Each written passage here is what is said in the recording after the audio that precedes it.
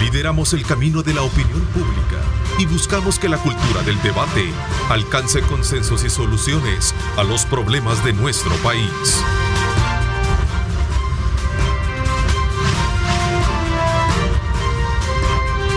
Diálogo con Ernesto López. Son las 6 de la mañana 30 minutos, 6 de la mañana 31 minutos ahora. Gracias por estar con nosotros a esta hora del día y en la continuidad, desde luego, de nuestra programación, en la cual pues siempre desde tempranas horas de la mañana usted tiene de primera mano un análisis sobre los temas importantes en noticias ocurridos en nuestro país, así como también en el mundo. Vamos en hora y media a analizar temas importantes del país. Esta mañana tenemos en nuestra primera parte a tres destacadas figuras conocedoras de temas vigentes. Quiero darle la más cordial bienvenida a don Remberto González Urge. Gracias, Remberto. Gracias, Neto, por esta oportunidad y gracias al canal también y a nuestros televidentes, ¿verdad? Televidentes por estar siempre pendientes de este programa. Muchas gracias. Así es, en efecto. También le doy la más cordial bienvenida a Juan Ramón Maldonado. Gracias por acompañarnos, Juan Ramón. Buenos días, colega, buenos días, televidentes. Es un gusto poder compartir esta mañana con ustedes y que este espacio sirva de reflexión para que ustedes saquen sus propias conclusiones con base a las ideas que nosotros podemos compartir. En efecto, también saludo cordialmente a Vladimir Melara. También gracias por acompañarnos. Gracias a ti, Ernesto, también a Carlitos y a Juan. No, gracias por la invitación. Ojalá que, como dice Juan, ¿verdad?, esta discusión sirva para que podamos tener una mejor perspectiva de los temas importantes del país. Así es, y sobre todo los vigentes. Ahora, hablando de vigencia de temas, el transporte colectivo me parece que es interesante abordarlo desde el punto de vista del efecto per se positivo que ha tenido el tema del plan control territorial y particularmente el régimen de excepción, que aparte de eso ha sido bien ponderado, de acuerdo a algunas encuestas, y más aún también en el contexto de que el día de ayer, por cierto, la Comisión de Obras Públicas de la Asamblea Legislativa dio el aval para que la Asamblea Legislativa aprobara la nueva ley de transporte terrestre, que en algún momento busca generar cambios ahí. Entonces creo que hay elementos bien importantes que no podemos invisibilizar esta mañana, tomando como punto de referencia el régimen de excepción, que por cierto también en ese mismo contexto en los Estados Unidos estas semanas, el día de ayer, pues se llevaron a cabo ciertas audiencias dentro de la Comisión de Derechos Humanos para hacer una evaluación, un estudio sobre el efecto el impacto que se está teniendo en esta materia. Así es que creo que tenemos temas importantes que ver. Vamos a ver, tienen la palabra los tres. Bueno. A ver, don Remberto. Mire, precisamente creo que traspasó la frontera ya el éxito del control territorial. Esto influye mucho en que todo el mundo, los sectores aquí en el país están contentos. Pues ayer, inclusive antier, estaba viendo yo que los propietarios de buses están inclusive pidiéndole al presidente de que vaya a la reelección. Sí, que considere. Y que considere ir a la reelección, porque ellos se sienten satisfechos pues de 35 millones de dólares que pagaban al año. Hoy se los van a ahorrar de extorsiones, ¿verdad? Es bastante dinero, y las extorsiones ya andaban arriba de 100 millones al año de extorsiones cuando tomamos en cuenta los negocios, los pequeños empresas, los pequeños negocios, los empleados inclusive, que eran víctimas de esto. Sí. Ahora, lógicamente siempre existe la inquietud de decir, bueno, hay inocentes presos. Puede ser que hayan algunos errores, pero también se ha visto de que cuando se ha comprobado de que verdad son inocentes, los han soltado. Por ejemplo, el dato que tenía yo la vez pasada, que a 800, 500 a 800 los habían, en la etapa de primera, los habían liberado a los 3 meses, al mes, etcétera, 15 días. Inclusive hay unos que no habían llegado ni a estar la semana ahí, pero porque habían comprobado directamente de que sí.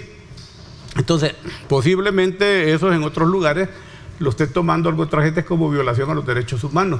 Pero digo yo, también hay que hacer la comparación. Los derechos humanos tienen que ser para todos los salvadoreños, ¿no? Y también esta gente violaba los derechos humanos, ¿no? Entonces, digo yo, cuando veo las cifras, por ejemplo, dicen, posiblemente hay 80 muertos en las cárceles, pero hay que ver cuántos han muerto, pues porque los han maltratado, etcétera, etcétera, porque en 50 o 70 mil encerrados les va a quedar más de algunos por muerte natural, por cuestiones biológicas, etcétera, etcétera. Pero bien, entonces, abarcando el tema Yo creo que nosotros como salvadoreños estamos contentos pues porque la verdad es que hay tranquilidad, hay crecimiento, inclusive hay crecimiento económico. Anoche estuve juramentando yo a 10 pequeños empresarios nuevos, emprendedores, gente que está comenzando, que nos dicen, mire, en otras circunstancias nosotros no nos hubiésemos atrevido a hacer lo que estamos haciendo, ¿verdad? Entonces eso es importante porque eso nos genera también empleo, nos mejora la economía, por supuesto. Tenemos los errores que tienen, no los errores, el subdesarrollo de todos los países de Latinoamérica. Mira, Ernesto, perdón Carlito, yo tengo una posición muy clara sobre las implicaciones del régimen, ¿verdad? De excepción. Yo creo que, por supuesto, que al parecer es popular, ¿no? Esta medida que se tomó.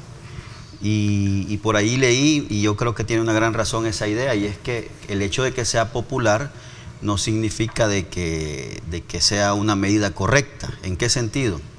Así como dice Carlitos, que ha trascendido incluso internacionalmente esta medida que ha tomado el gobierno de El Salvador, es claro, ha trascendido porque hay implicaciones de violaciones a los derechos humanos, y eso ha sido muy, muy claro. Mira, yo no soy partícipe mucho de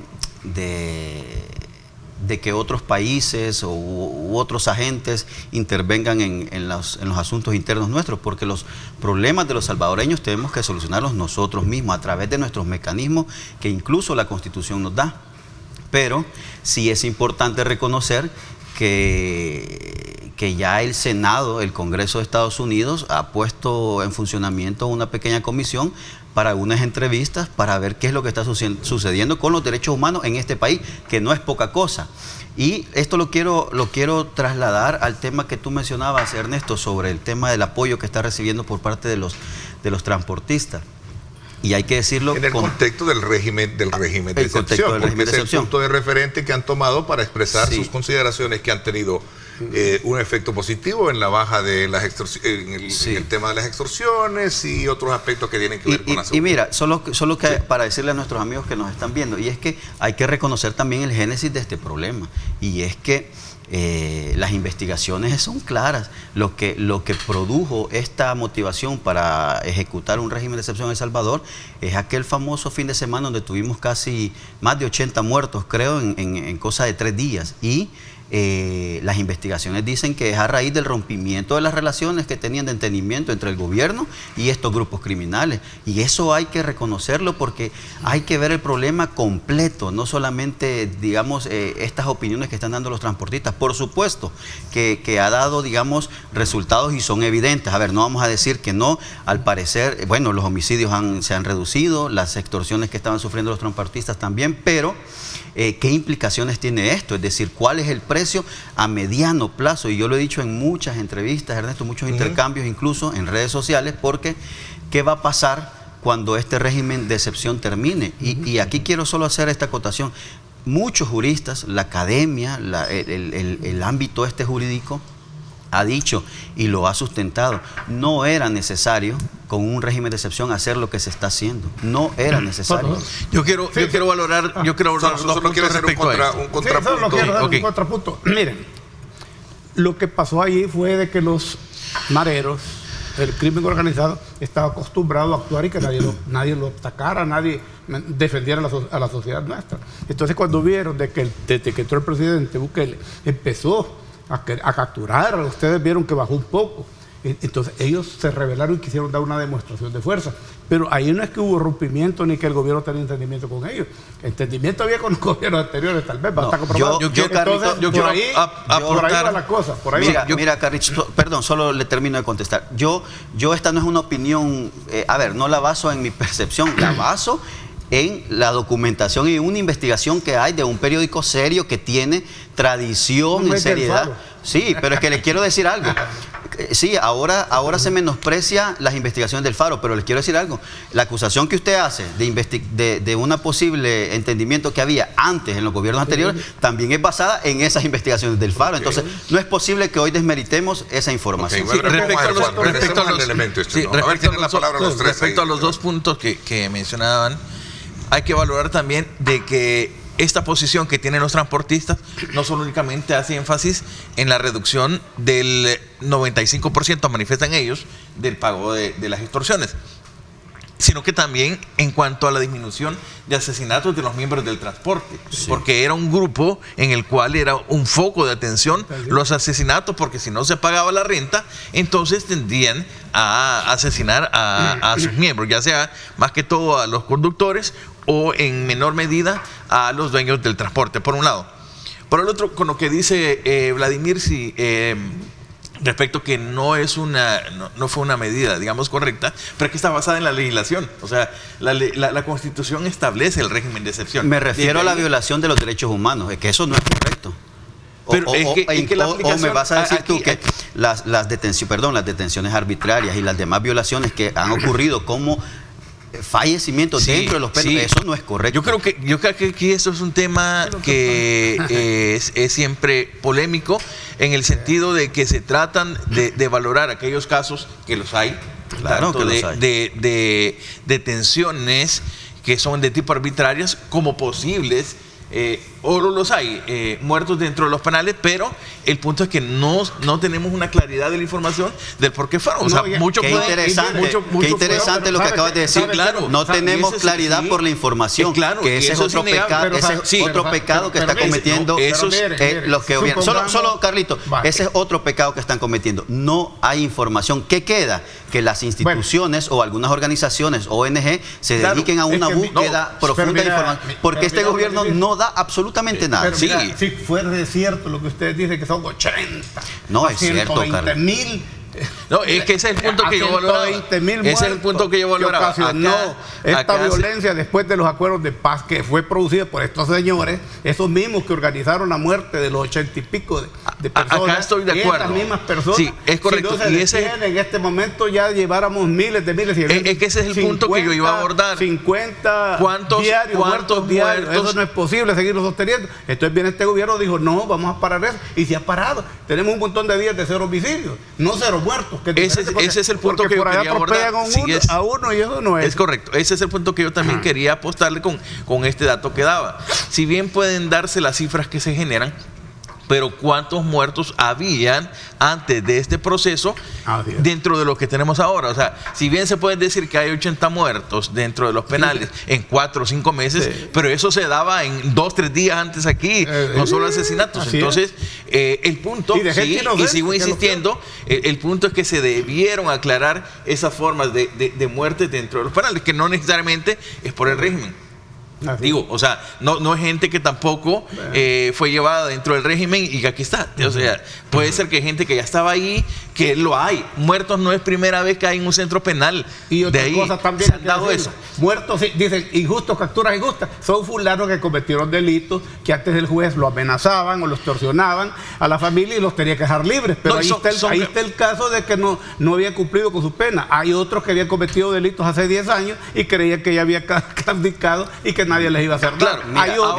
Hay otros que también tenían un montón de pecados. Mira, yo creo que en algo podemos coincidir, hombre. Yo creo de que, ¿quién va a querer más violencia, más homicidios en el país? O sea, se reconoce yo creo de que hay cero, la tasa de homicidios ha llegado a cero en algunos. Es un hecho, ha reducido. Pero que se ha reducido, lo ha dicho una empresa privada también, de que el tema de las extorsiones se ha tenido. Sí, yo no voy a venir a decir aquí que no, que seguimos igual, por supuesto que no. Se han reducido los homicidios, eso es claro. Y todos estamos de acuerdo en que cuando se aplique este régimen de excepción se debe de aplicar sobre las personas que realmente el marco jurídico lo permite que sean detenidos. Pero no puedes dedicarte, a pesar de un régimen de excepción, a violar derechos solo porque, hay un régimen de excepción aprobado por la Asamblea Legislativa. Y me parece, y lo digo con humanidad, hombre, no podemos faltarle el respeto a la gente que ha sufrido muertes de inocentes. No podemos decir, no es nada, hombre, en comparado a lo que morían antes. No podemos decirlo. Es que yo creo porque me parece, es que hay gente que vive luto e incluso padres de familia que tienen a su esposo, a su hermano, a su primo preso y que ya no está llevando el sustento a la casa. Yo entiendo la perspectiva esa. Que el gobierno tiene culpa o nosotros, la gente honrada, inocente de este país. No, es que mira, es que hay muchas cosas sociológica. Hay padres irresponsables, madres responsables que no cumplieron educando a sus hijos y hoy dicen, era inocente, y después se les comprueba. Bueno, los casos de San Marcos. Una señora gritaba y gritaba que y le sacaron tal que ella también cobraba extorsiones. Y así han habido miles de casos. Por supuesto, ¿Me explico? que sí, entonces, claro. Es cierto, duele. A mí me duele que cualquier salvadoreño son nuestros hermanos, sea malo o sea bueno, pero este gobierno tiene la obligación de proteger a la gente inocente, trabajadora. ¿Y quiénes son los que morían en manos de esta gente? Gente inocente, trabajadora, que no debía nada. No, ¿quiénes Carlos están muriendo posiblemente hoy? Vamos a ver. La gente que está cometiendo delitos. Pero que quede claro, lo que yo expongo acá no es por los delincuentes, es por los inocentes. Cuando yo te digo gente que vive en luto, no te estoy diciendo gente que tenía familiares delincuentes. No, hombre, te estoy diciendo que es gente que realmente no debe de estar encarcelada.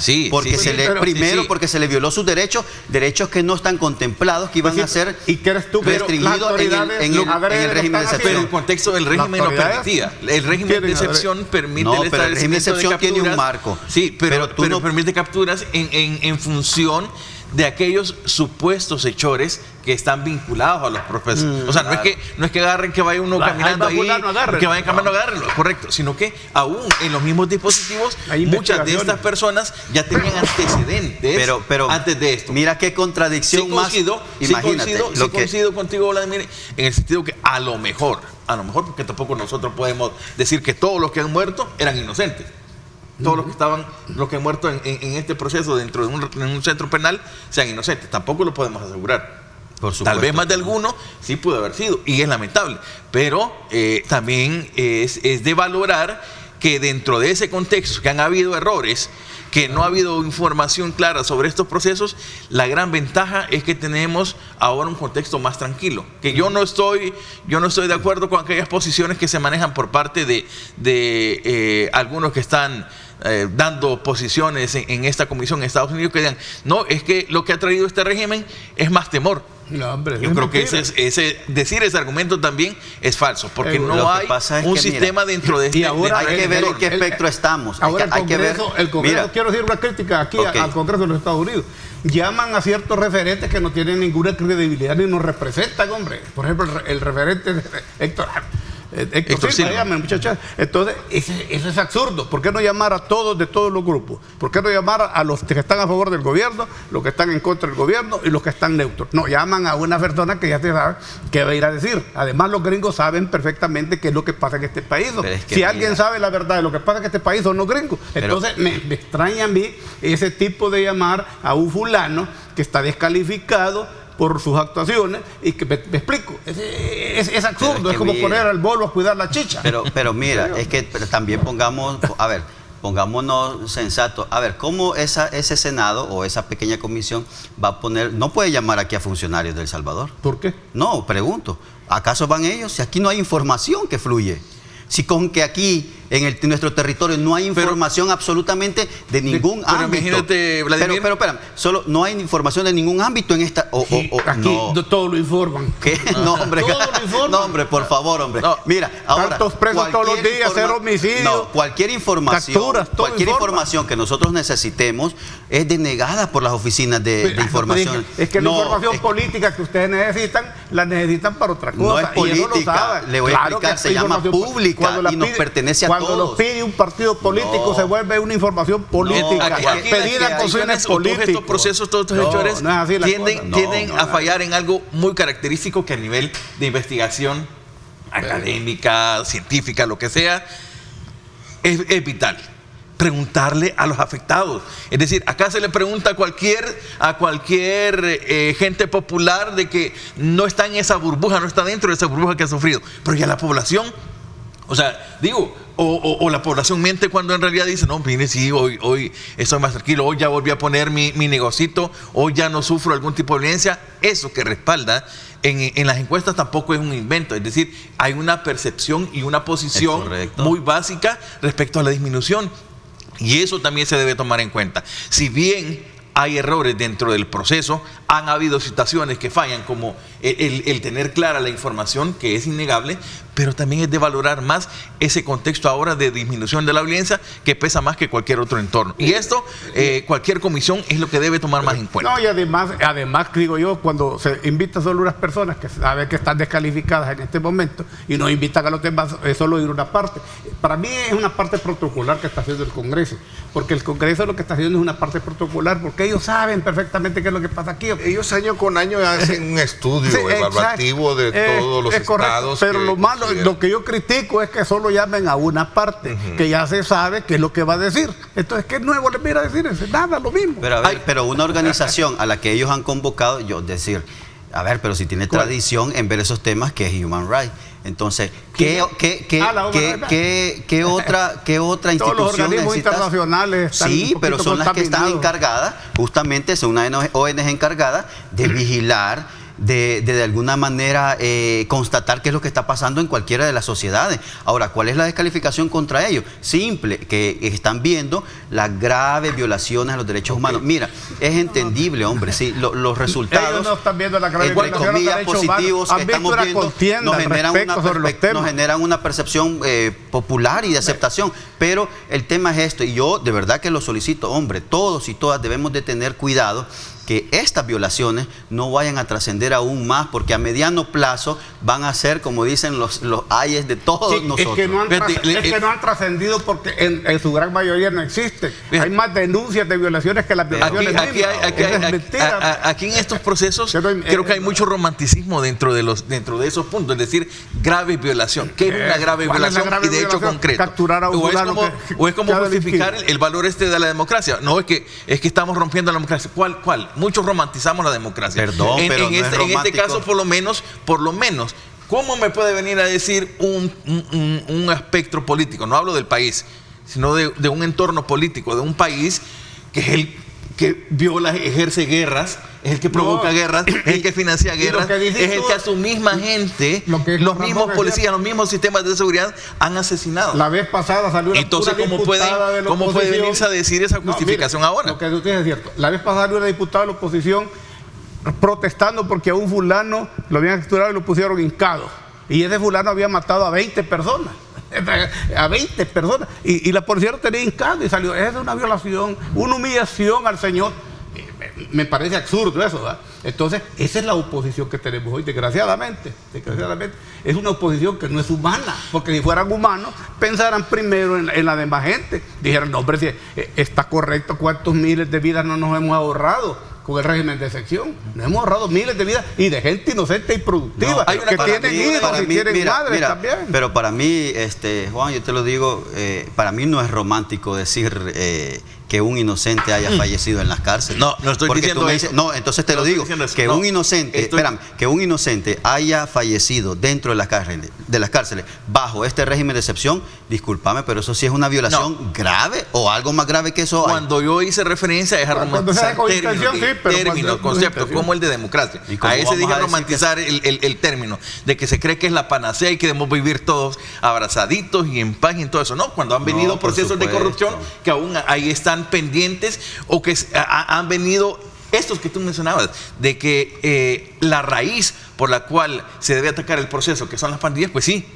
es cierto, pero esa raíz se tuvo que atacar desde hace más de 20 años y nunca se hizo. Y es lo que generó y es lo que evolucionó hasta ahora. Ahora lo que sí es cierto es que ya estamos en un proceso de justificación de actuar. Ahora debe valorarse lo preventivo y la inserción. Que está abandonado, Claro, y eso así es lo que como antes, que está abandonado. Este debe ser el siguiente paso que debe dar. Mira, perdón, y un ejemplo, y a ver, algo que puede constatar lo que tú acabas de decir, te estoy diciendo es, mira el nivel de ejecución, y lo hablamos en radio, el nivel de ejecución del Ministerio de Educación en los proyectos. Fíjate, el anuncio que hizo el presidente sobre lo de las escuelas, que iba a remodelar y a restaurar las 5.100 y algo escuelas, todo el total de las escuelas.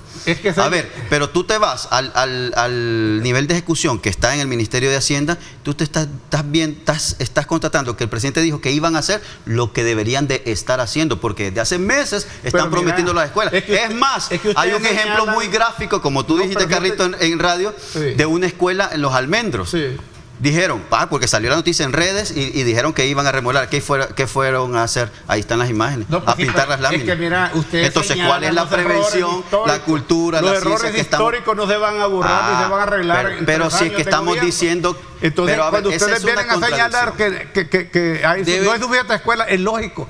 Es lógico. Y mira, los gobiernos anteriores, sin inflación, sin pandemia, sin guerra a nivel mundial, sin un montón de problemas que se está enfrentando hoy, escasez de dinero, y no arreglaron el asunto. ¿Y cómo vienen a creer que en 3 años se va a hacer que este país sea un país desarrollado de primer mundo, cuando no se hizo antes lo que tiene que hacer? Entonces, venir a señalar los errores de lo que yo no hice, porque yo no construí escuelas, yo no construí hospitales, no hice clínicas, no hice nada, y voy a venir después a decirle a mi sucesor, al que me va a decirle, mira, vos no estás haciendo nada. Nos fuimos de Guatemala a Honduras. No, pero es que es bueno señalarlo porque está concatenado con el análisis que se está haciendo. De las causas.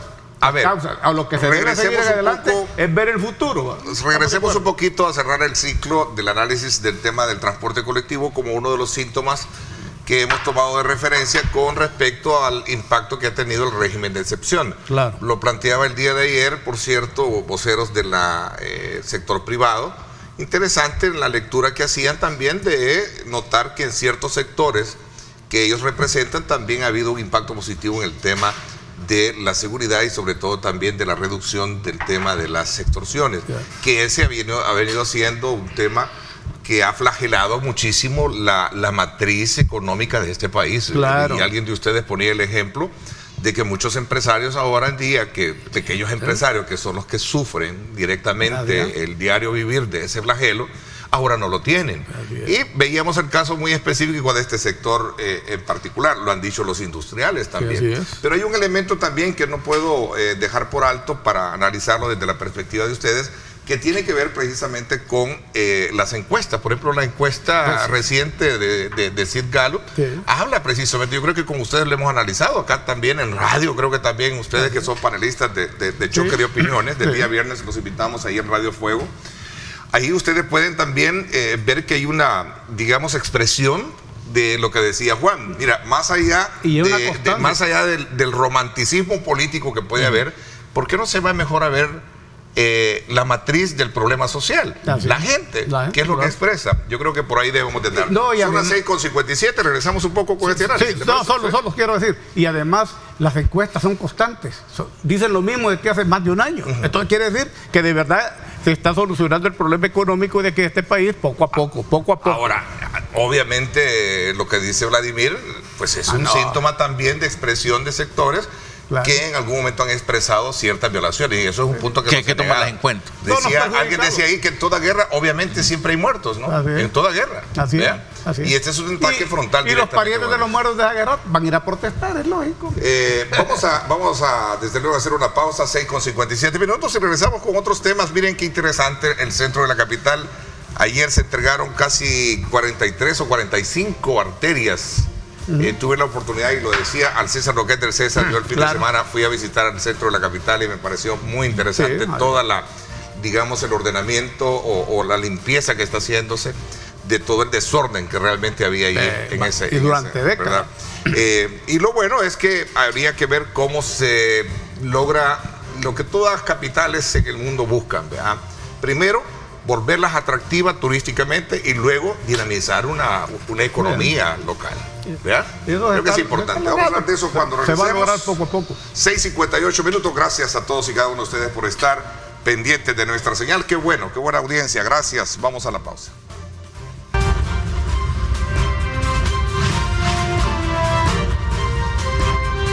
Diálogo con Ernesto López.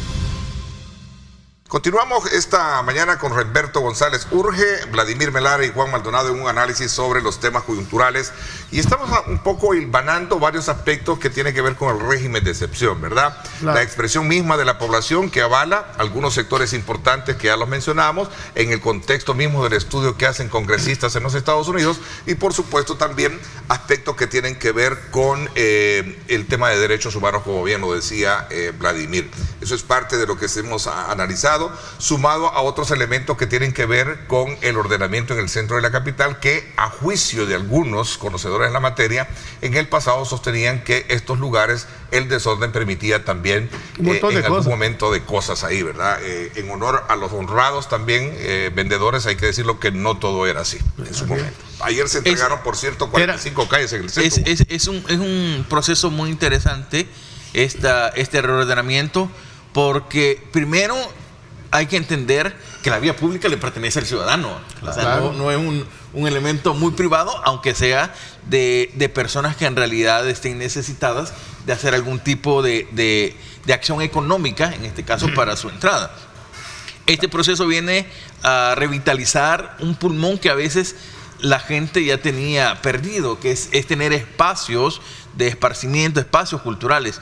Y ahora vemos cómo poco a poco las personas vuelven otra vez al centro de San Salvador, ya no tanto como un factor de comercio, sino como un factor histórico turístico, que se viene a encontrar lugares, encontrar almacenes. Han venido personas de Estados Unidos o de otros lugares del mundo que se vuelven, como es el lugar nostálgico, que venían a recordar almacenes o centros comerciales o lugares en donde antes visitaban. Entonces es importante mantener eso.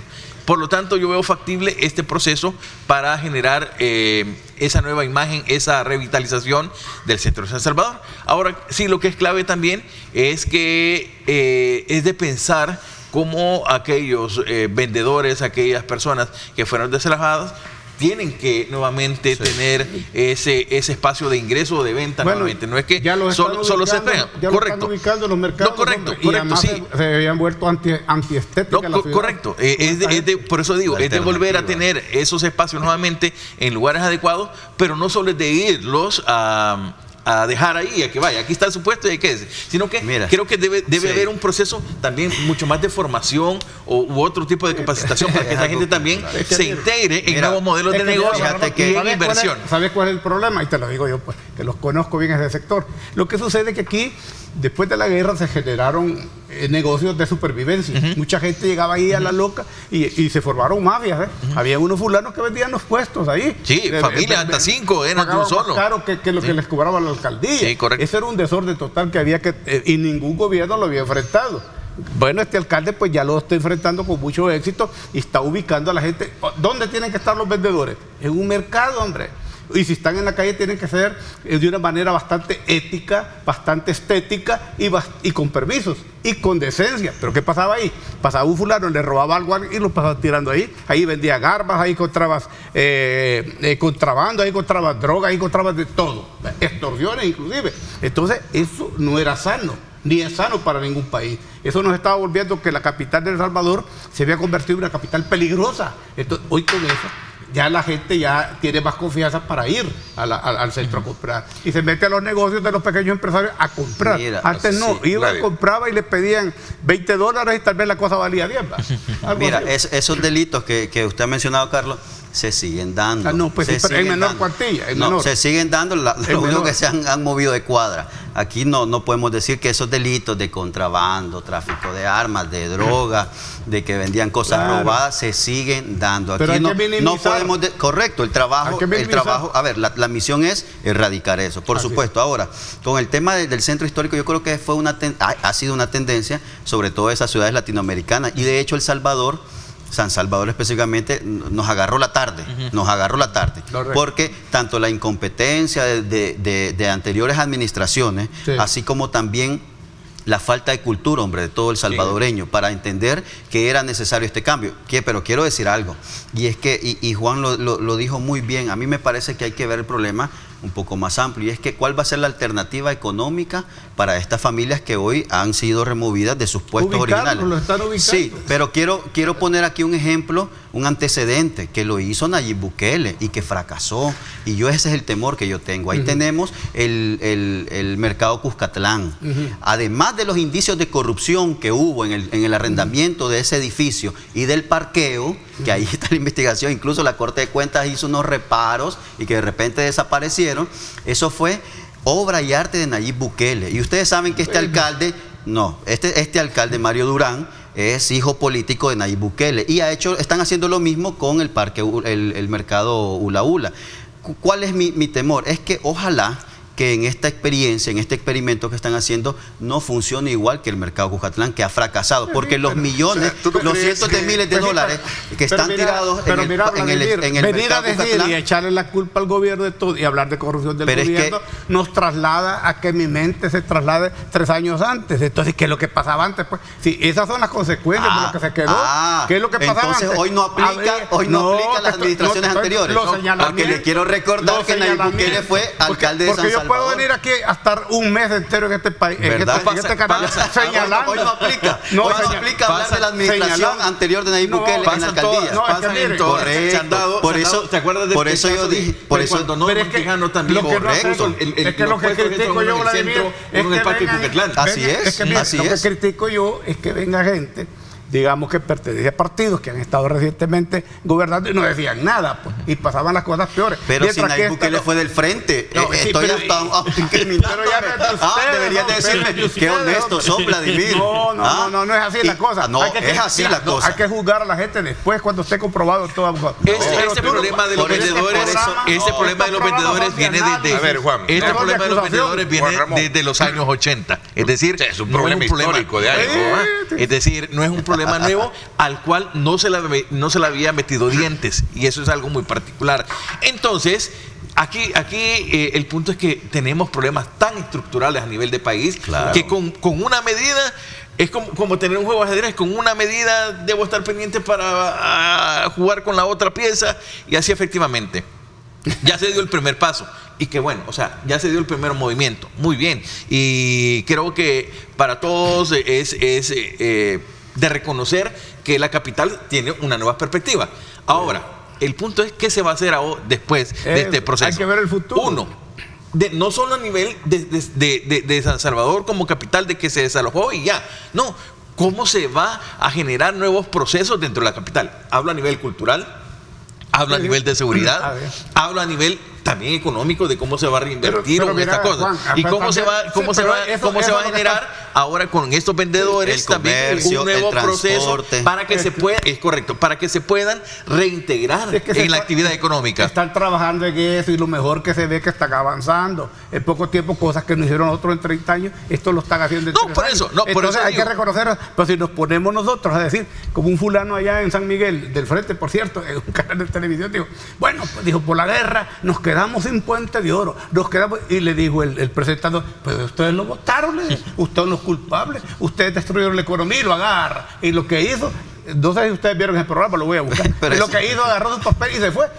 cuando le dijeron, pero ustedes votaron el Puente de Oro. Yo sé, entonces ahora es de esperar. Cuando tú intervienes y te pones a criticar al gobierno, de eso me acuerdo.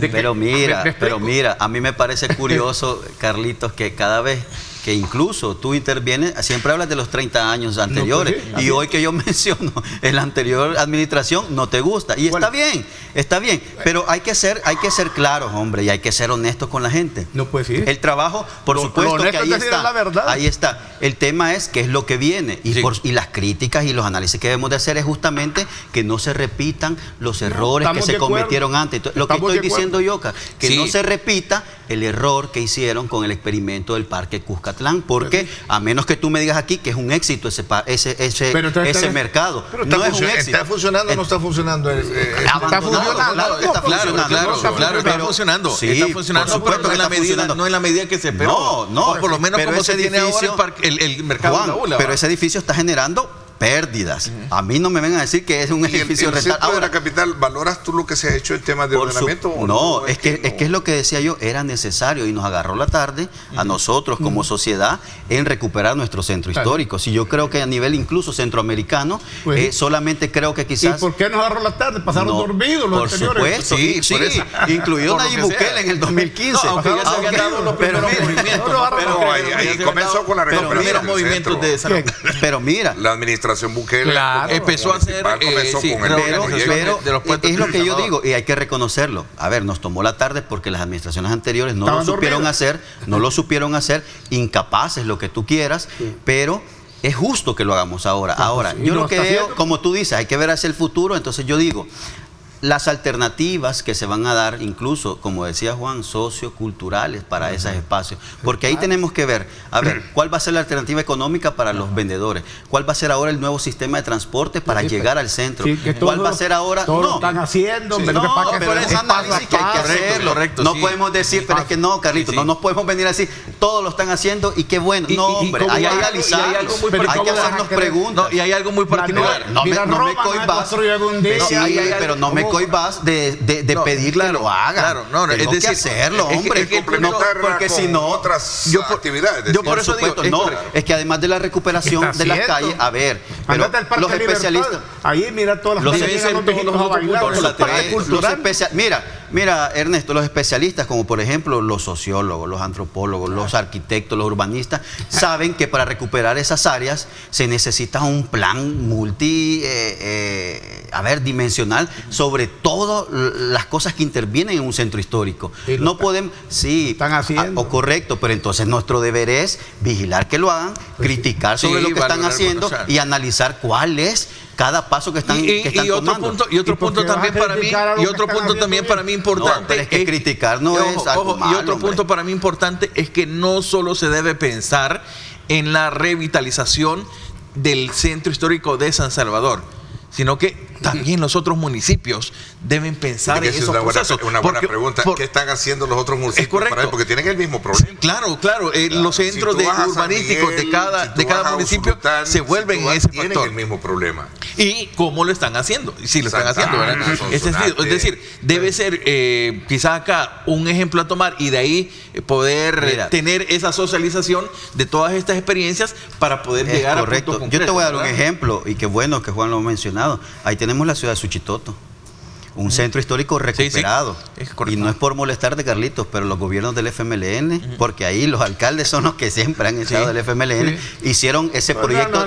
Dice el señor que llama Alejandro Coto, se llamaba el que hizo eso. Es no que fue ningún gobierno ni de no, pero viene parte de la gestión de cómo se genera. Desde la guerra, los alcaldes. Es que te lo pongo en esa perspectiva para que lo veas. Ahí diría hay que destacar. Yo le decía, mira, no, y en hace algo con Suchitoto. Una perla cultural. Incluso, lo que hacía Alejandro Coto. Veamos, no veamos Suchitoto. Ahí tenemos a Taco, que también con sus particularidades. Ahí es Oliverio el que hace las cosas. Con sus particularidades también es un centro que incluso cuánto comercio atrae y cuánto turismo atrae a Taco.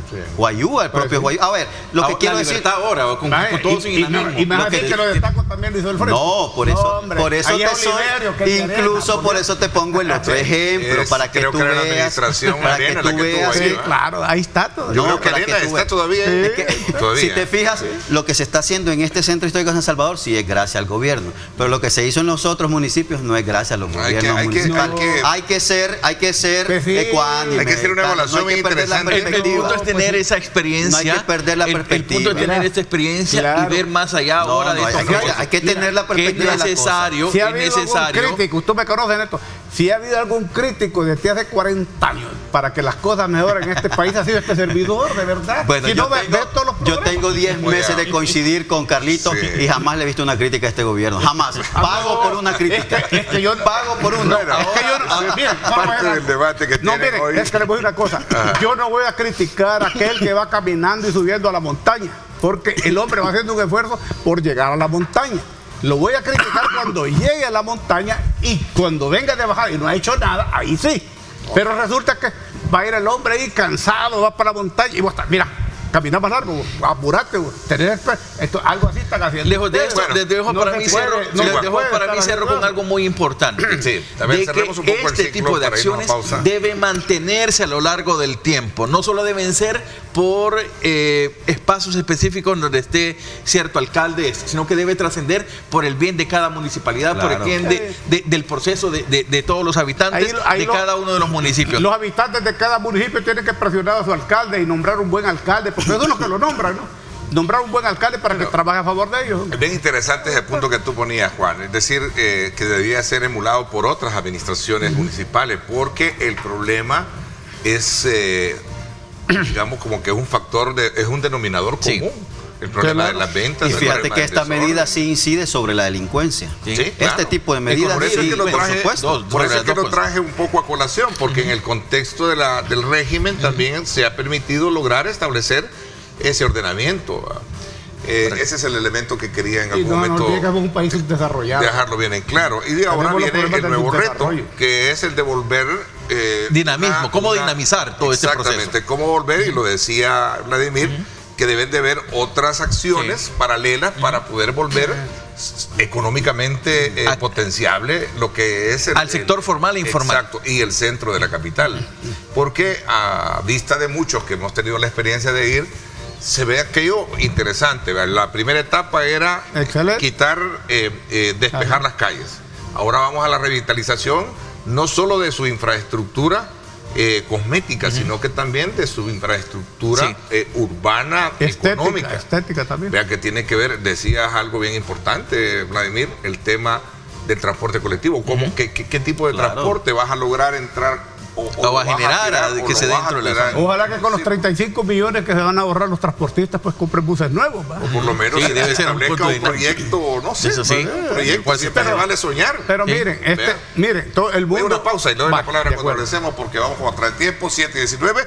Y hablando de transporte, en la segunda parte, a las 7:30, voy a conversar con el ingeniero Saúl Castelar, viceministro de Transporte, sobre todas las proyecciones que se tienen en este mismo contexto del tema del transporte colectivo. Vamos a la pausa, gracias por estar con nosotros. Ahí está.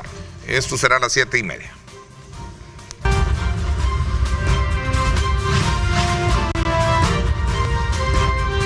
Diálogo con Ernesto López. Bueno, son las 7:24. Vamos a ir un poco en el análisis concluyente, pero aunque teníamos otros temas también sobre la mesa, que era el análisis del tema de entrevistas que se estén llevando a cabo en la Asamblea Legislativa con relación a la nueva perspectiva de rol que debe jugar en el caso de la Procurador de los Derechos Humanos. Humanos. ¿Sí? Bueno, la Procuraduría como tal, ¿no? Tiene razón la Asamblea en estarse dando el tiempo necesario para nombrar un buen procurador. Porque, por ejemplo, Polonio, todo el mundo lo ha criticado porque sabemos que pasó dormido mucho tiempo. Últimamente, cuando para reelección, despertó un poco, pero desgraciadamente ya era tarde. Entonces, hoy están tratando de buscar un buen procurador que no tenga afiliación política por ningún lado, que sea objetivo, que de verdad proteja a toda la gente. Porque tener un procurador que solo protege a los criminales, a los terroristas o a los malvivientes, eso no es ser procurador de los derechos humanos. Tiene que ser un procurador que ve el bienestar de toda la población en las diferentes etapas. Aunque el procurador, pues, el ombudsman se demoró en el origen para defender a las personas del Estado. Pero bien, aquí el Estado somos todos, del Estado somos todos los ciudadanos que necesitamos protección, ¿verdad? Entonces señalar solo y favorecer a los criminales, decir, no, miren, pobrecitos, y le están dando sus derechos humanos, y los derechos humanos de la demás gente, ¿dónde están? Entonces tienen que buscar un procurador que los cojan con suficiente, sin prisa, pero que lo pongan un buen procurador. Estos son los 9 rostros. Los 9 candidatos, los 9 candidatos, perdón, gracias. Son los rostros de los 9 candidatos, ¿no? ¿Cómo está Renberto? Dentro de ellos, de los 9... Alberto González. De los 9 candidatos, por lo menos ya tenemos a 2 ahí que ya han pasado, ¿verdad? y que no, o por lo menos que ya tenemos sus antecedentes, de la cual una de ellas ya sabemos el vicio, ¿verdad? ¿Cómo? Los dos que ya tenemos al actual candidato Polonio y a Raquel Caballero, es decir, que eran 2 de los conocidos y que tenemos esos procesos. Para mí, y creo que lo que menciona Alberto es lo ideal o sería, es un sueño, pero que no se va a cumplir, el pensar que vamos a tener la elección de un procurador que sea ecuánime, que esté a favor, en contra, que justifique acciones del gobierno, que no lo justifique, porque hay un problema. Y acá vienen todos estos puestos de segundo grado, en muchas circunstancias vienen puestos por los mismos partidos políticos. Por lo tanto, desde la misma elección del partido, o que vengan con la venia del partido, y ahí ya el proceso ya no está ecuánime. Es decir, se necesitaría venir de gremiales o de instituciones de la sociedad para que al momento de llegar a las entrevistas, como se está haciendo ahora, sí se pueda tener una valoración más ecuánime. Pero si vemos, muchas de estas entrevistas han sido muy light o allegadas, con preguntas diferentes para cada uno. Lo importante que tendría que ser este nuevo funcionario es que rompa con la dinámica de los procuradores anteriores y que en realidad pueda ser esa persona que ponga el dedo en la llaga o aclare muchas de las situaciones que se dan. Que defienda a la población en general, hombre. Así, Mire. No hay que complicar. Que defienda a la población en general, que no esté sesgado solo a proteger a los maleantes, hombre. Eso es lo que se necesita en este país. Yo creo que hemos visto algunos fragmentos de las entrevistas. Yo creo que sí, da un poco de no sé si frustración, hombre, ver ahora el nivel de entrevistas que están con estos candidatos. Yo creo que no vi uno que contrariara el régimen de excepción. Porque todos, curiosamente, cuando les preguntaron sobre la aprobación del régimen de excepción, todos decían que descartado que estaba bien. Entonces, me parece que en un afán pues de ser seleccionados, lastimosamente estos candidatos tratan pues de tener el favor de los diputados. Pero yo quiero rescatar algo, hombre, y que la población lo debe de saber. El 197 de la Constitución nos desglosa las funciones del procurador, y eso es lo que debemos de exigir. O sea, la Constitución es clara, ahí está todo. ¿Qué es lo que debemos de exigir? No nos compliquemos con tecnicismos de la Constitución, si la cosa es bien fácil, que defienda a la población honrada. Pero eso está establecido en la misma ley de la Procuraduría. Sí, ahí se establece. Pero no es tecnicismo, si es algo básico. Esta Constitución la agarran y la manosean toda, y después de que la manosean toda, ya dicen, mira, la Constitución, el debido proceso. Es como con el asunto de la reelección. Habían abogados que yo los conozco y les tengo algún aprecio. Y empiezan, hoy ¿qué pasó? Como no tenían la fuerza y la razón, ya retrocedieron y aceptaron de que la Constitución se respeta, pero cuando les convenía a ella no la respetaban. Pero mira, entonces, ese es el problema. Entonces yo no sé si cuando empiezan con la Constitución, a mí yo me pongo un poco así. ¿Nervioso?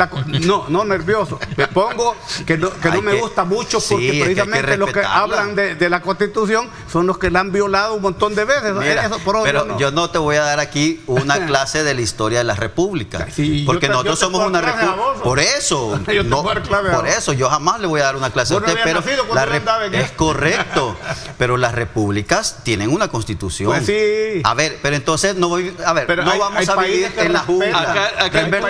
No vamos a vivir en una jungla. Acá el punto del cual estamos solo permíteme, no vamos a vivir en una jungla. Y las repúblicas tenemos una constitución que es nuestro marco para conducirnos. Marco referencial. Es nuestro marco. Es marco referencial. No podemos salir de ahí.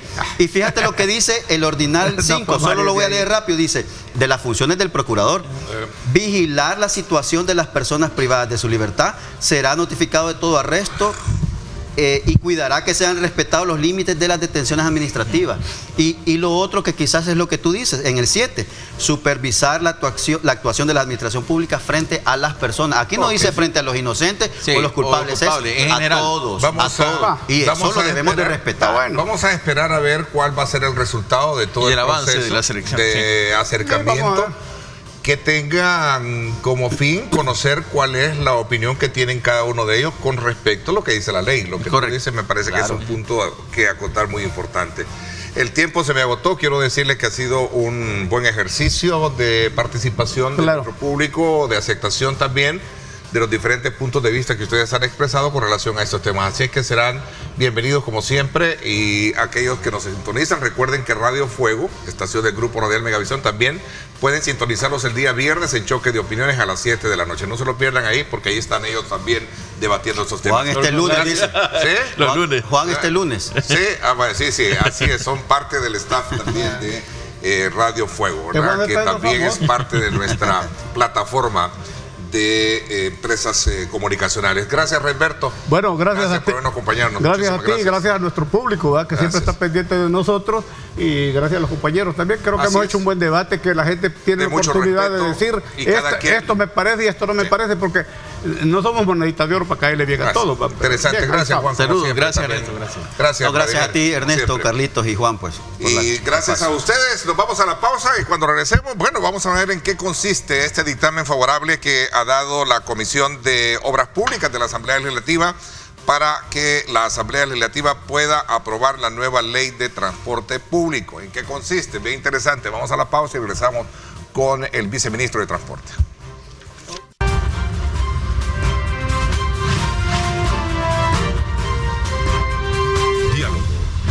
Ernesto López. 7:35 de la mañana. Quiero darle la más cordial bienvenida al viceministro de Transporte, el ingeniero Saúl Castelar. Bienvenido, ¿cómo está? Bien, Ernesto. Muchísimas gracias por la invitación. Siempre es un placer compartir con usted y con su audiencia. ¿Qué alcances tendrá este aval que ya dio en su primera instancia la Comisión de Obras Públicas para la aprobación de una nueva ley de transporte? Tiene tres aspectos fundamentales. Una de ellas es que el Viceministerio de Transporte, si se aprueba, en todo caso pasa de ser... pasa a ser una dirección de movilidad y seguridad vial, sí. Aborda el tema de las multas y otros aspectos que tienen que ver con la estructura del transporte, del servicio de las unidades del transporte colectivo, ¿cierto? Sí, Neto, bueno, nosotros hemos venido trabajando desde hace bastante tiempo en reformular nuestro marco legal. Es un proceso que continúa, que como pieza del rompecabezas que hay que venir armando, pues pasa por ese dictamen favorable.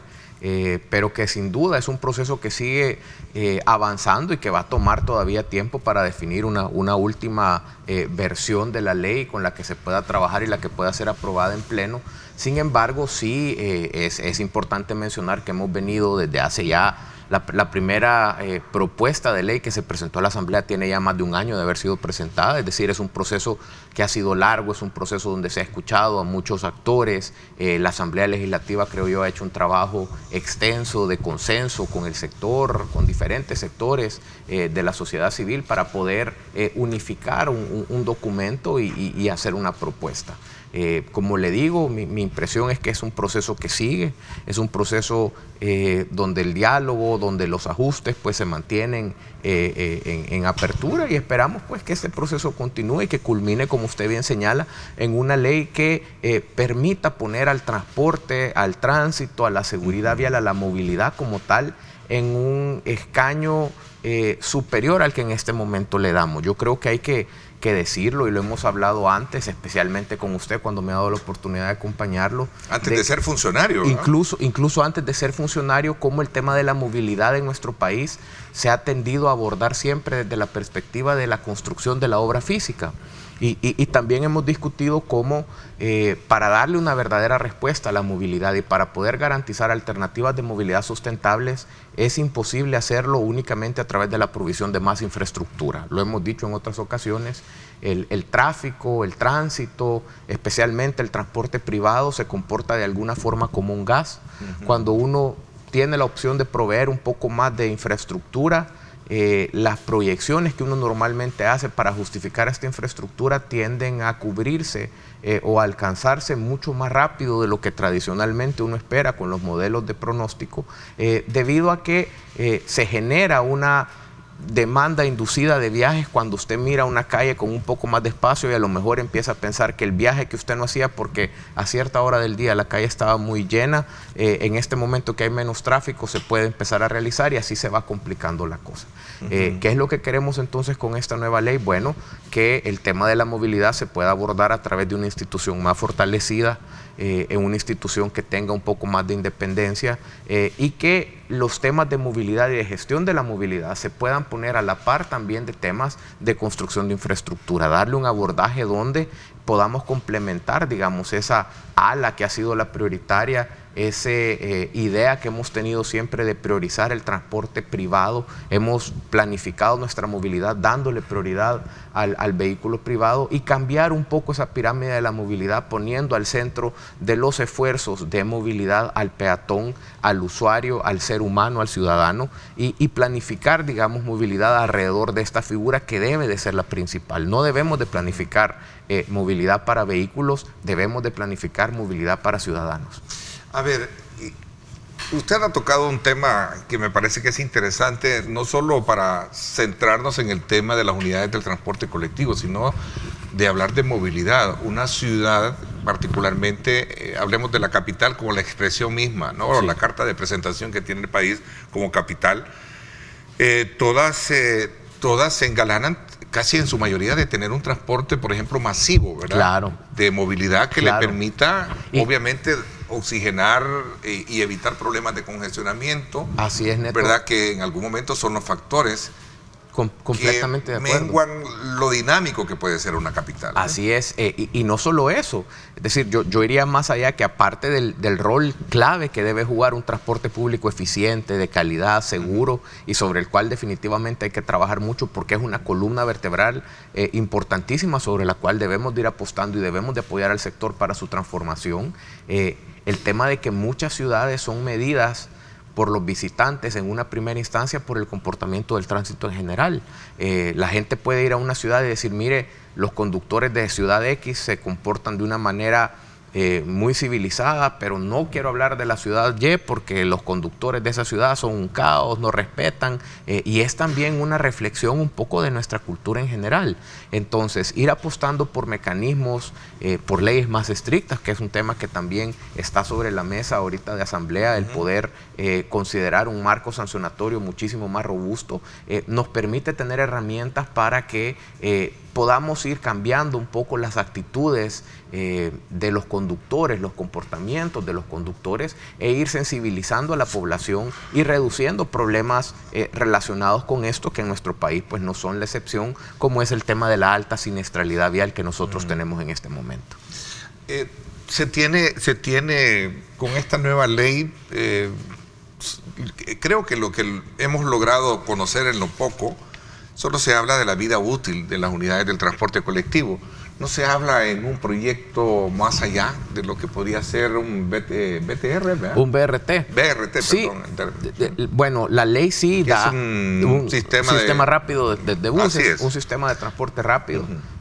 Sí, la ley de alguna manera sí amplifica, digamos, las capacidades y las funciones de esta nueva institución para poder promover y gestionar sistemas de este tipo. Yo creo que no es tampoco un secreto que hemos venido trabajando desde hace varios años ya, incluso en el tema de poder poner sobre la mesa un estudio de factibilidad para un sistema basado en rieles de movilidad para nuestra ciudad, un sistema masivo basado en rieles, y que entiendo ya el Ministerio de Obras Públicas tiene en su poder esta primera fase del estudio con la primera línea que cubriría, entiendo que desde Santa Tecla hasta Ilopango, y que definitivamente son los mecanismos que tenemos que ir poniendo sobre la mesa para ir buscando la mejora en el servicio de transporte. Hay un tema que creo que es también importante mencionarlo y que los mismos empresarios lo han señalado.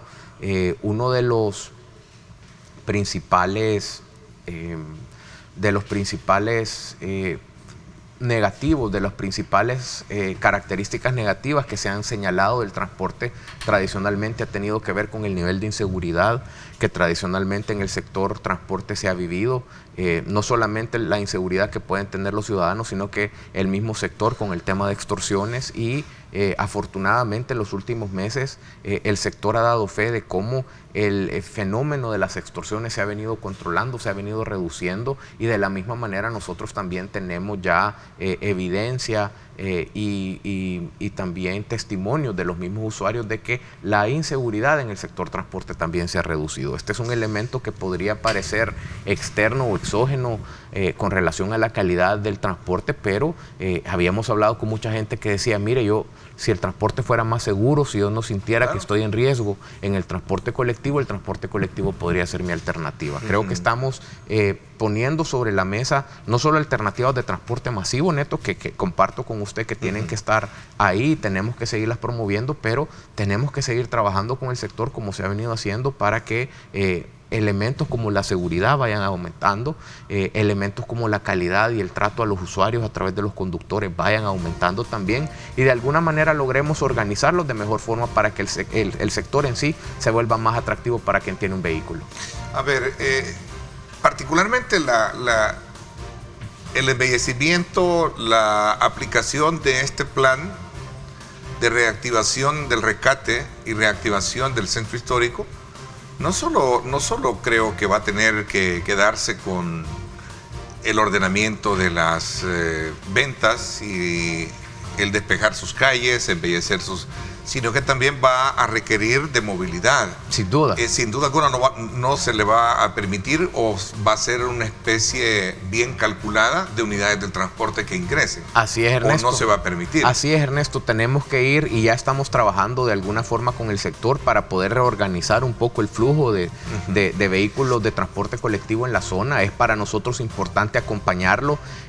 Si bien hay un paso importantísimo que ha dado la alcaldía con el tema de liberar las diferentes vías del centro que en este momento están siendo intervenidas, el poder intervenir también el transporte colectivo, reorganizarlo alrededor de este nuevo funcionamiento que esperamos tenga el centro histórico, es igual de importante. A ver, y por eso es que en muchos países la normativa o la jurisdicción del transporte colectivo está bajo la tutela de las alcaldías. Claro. No sé si el caso de Guatemala. Creo. Sí, en Guatemala es exactamente. Porque Guatemala de esta tiene, manera. con mucho respeto para Guatemala, entiendo, yo tengo tiempo de no ir, de visitarlos, pero me cuentan de que siguen los problemas de tráfico, que como toda ciudad lo tiene, hasta en las mejores del mundo lo existen. Exactamente, de hecho los niveles de tráfico en Guate son mucho más altos que un transporte masivo, tienen el Transmetro.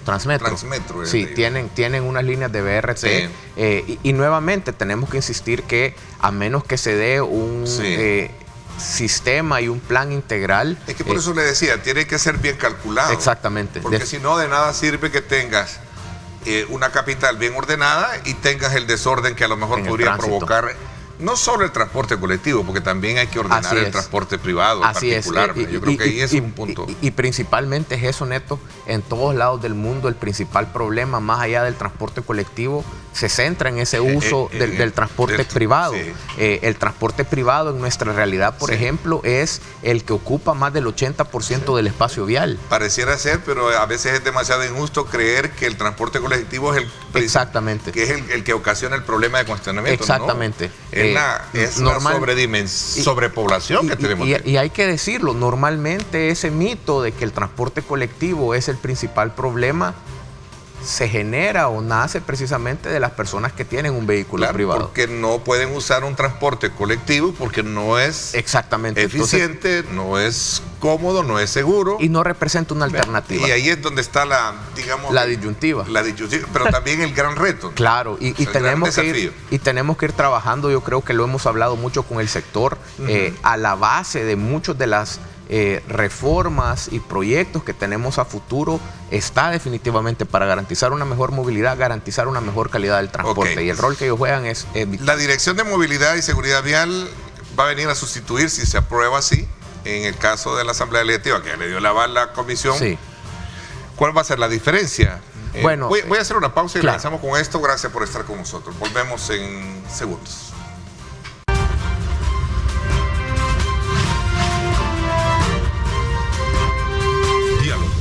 Ernesto López. Bueno, gracias nuevamente por estar con nosotros. Aprovechamos conocer que la autoridad misma que proyecta este cambio o esta nueva ley es darle vigencia a la Dirección de Movilidad y Seguridad Pública. ¿Cuál será la diferencia? En el abordaje de temas puntuales, según el proyecto, lo que se conoce es que también hay modificaciones en el tema de multas. Claro. Ese es un tema bien discutible. No sé si el problema del transporte o del tráfico es para ordenarlo o es un problema de multas o un problema de educación. Bueno, ese es un punto. Yo creo que es importante. Dos elementos ahí. La primera, el tema de la institución. Yo creo que es necesario un cambio institucional, Neto, como le decía, para que se pueda dar una mayor importancia al tema de la movilidad como tal. En este momento el tema pues queda de alguna manera relegado en una instancia de carácter secundario como es el viceministerio, y poder tener un poco más de autonomía y a la cabeza, digamos, de esta nueva institución un consejo directivo donde se toma la participación de diferentes instancias que definitivamente tienen que actuar de manera más articulada para poder definir iniciativas de movilidad, como debe de ser el Ministerio de Gobernación, evidentemente el Ministerio de Obras Públicas, también el Ministerio de Medio Ambiente, nuestro Consejo Nacional de Energía, y poder agrupar, digamos, a todos estos estos actores y afianzar de esta manera una mejor toma de decisión es bastante importante para nosotros. Creo que uno de los principales cambios que nosotros vemos es esta manera consensuada de toma de decisión en cuanto a las decisiones de movilidad de nuestro país, y eso creo yo que es tal vez la principal diferencia que podría resaltarse en cuanto a la estructura que se está proponiendo. En el caso de las multas, yo comparto con usted que no podemos definir un único motivo o causa que nos va a resolver los diferentes problemas que tenemos en el caso de los malos comportamientos o los comportamientos de riesgo. Que las elimine, ¿verdad? Sí. No, o sea, lo que pasa es que ahí hay un tema que toda la vida se ha dicho, bueno, y es un problema de multa, un problema de educación, exacto, de responsabilidad, no lo sé. Pero yo creo que son dos problemas que más que verse como contrarios, deben de verse como complementarios. En un enfoque integral para mejorar un poco los temas de siniestralidad, tenemos que ir buscando ser más efectivos para sancionar, tenemos que ir buscando ser más efectivos para supervisar el comportamiento de la gente, aumentar el nivel de fiscalización que tenemos, y eso lo estamos buscando también a través de este proyecto de fotomultas del cual hemos hablado en otras instancias, pero al mismo tiempo tenemos que apostar mucho por mejorarle la cultura a la gente. El problema neto que tenemos es que la cultura no se cambia, no se transforma de un día para otro, y mientras usted no logra, digamos, ese cambio que a veces es generacional, tenemos que empezar con nuestros chiquitines a hablar de seguridad vial y a insistirles en que necesitamos conductores más responsables, ciudadanos más responsables. Al fin de cuentas, es un proceso largo. Mientras eso no sucede, el camino para buscar procesos sancionatorios más estrictos y más efectivos es el camino necesario. Hemos hecho este ejemplo, y yo no me canso de hacerlo y no me cansaré, y me disculpo con la población que me ha oído hacerlo antes. Aquí tenemos muchos salvadoreños que manejan de manera irresponsable, que no respetan la ley, que no respetan a la policía, no respetan a nuestros gestores, pero que salen del país, van a Estados Unidos, alquilan un vehículo y de la noche a la mañana son conductores modelo. ¿Sí? Y la única diferencia que hay en esos dos comportamientos que muestran estas personas es que al sistema sancionatorio de nuestro país parecen no mostrarle respeto porque consideran que una multa de 11.47 no es, digamos, algo que valga la pena respetar. Sin embargo, van a Estados Unidos y saben que pueden tener multas de $500, y entonces el comportamiento es diferente. Además, saben que en Estados Unidos cada intersección tiene una cámara y cualquier comportamiento indebido va a ser detectado y automáticamente van a ser sancionados. Buscar entonces ese nivel de una mejora en el esquema sancionatorio es precisamente sobre lo cual estamos trabajando, y una de las razones por las cuales dentro de esta nueva propuesta de ley el incremento de las multas y el aumento de las posibilidades de fiscalización de ese espacio son también importantes. Ok, a propósito de este tema de las multas, el día de ayer ya causó ciertas reacciones en la Asamblea Legislativa. La legisladora del FMLN, Marlene Funes, dijo que la propuesta puede tener cosas buenas, lo voy a leer textualmente, puede tener cosas buenas, pero sufre el vicio de no consultar, no leer y solo levantar la mano por parte de los diputados. Debe de tener un debate esto, sí, a su criterio. Y nuevamente... Pero entraría al debate de la Asamblea, no, sí, no en la comisión, porque la comisión ya dio el aval. Y hay algo que mencionar, Neto, como yo le decía, creo que es importante aclarar que este ha sido un proceso larguísimo, el que se ha venido llevando con esta ley. Este no es un proceso y no es un resultado de la noche a la mañana. De una ley que se presentó hace un mes y que en este momento está recién siendo conocida. Como ya le mencionaba, nosotros introducimos a la Asamblea Legislativa hace más de año y medio ya la primera iniciativa de reforma legal que de alguna manera, en esencia, comparte, digamos, los principios y valores de la ley que en este momento está pasando a su siguiente proceso de discusión. No es cierto que no haya habido un proceso de consenso largo. La comisión hizo un trabajo realmente muy encomiable, citando a diferentes actores de la sociedad, se mantuvo en un proceso largo de consenso y discusión.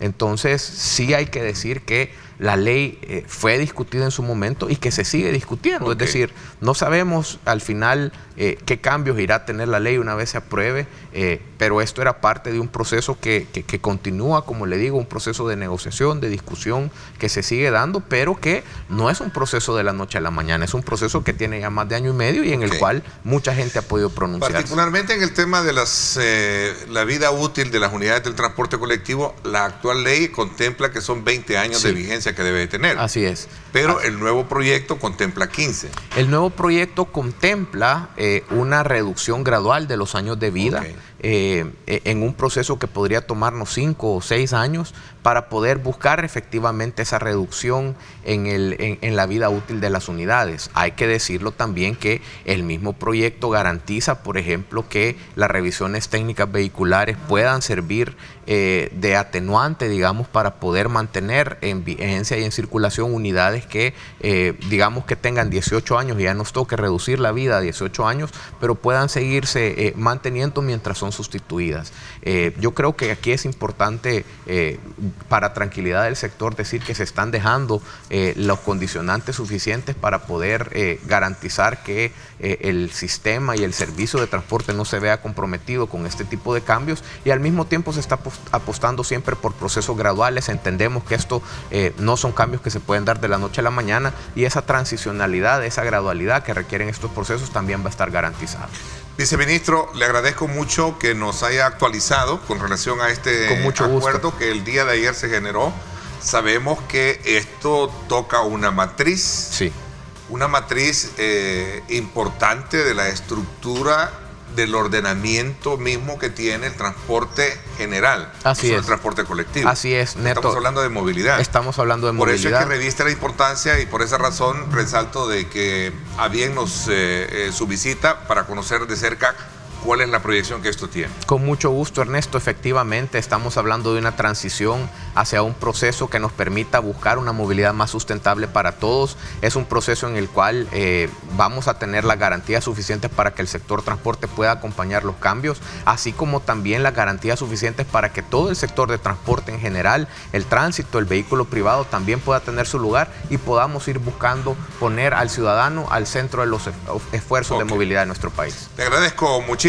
Gracias por mi parte. Esto es todo por hoy. Los invito a que continúen con nuestra programación. Viene arriba mi gente con mucha energía para pasarla bien la mañana. Así que muchísimas gracias, pásenla bien, y como siempre recuerden lo más importante, amar a Dios sobre todas las cosas.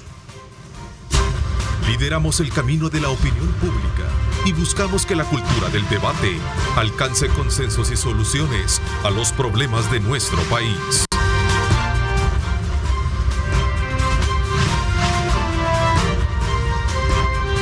Diálogo con Ernesto López.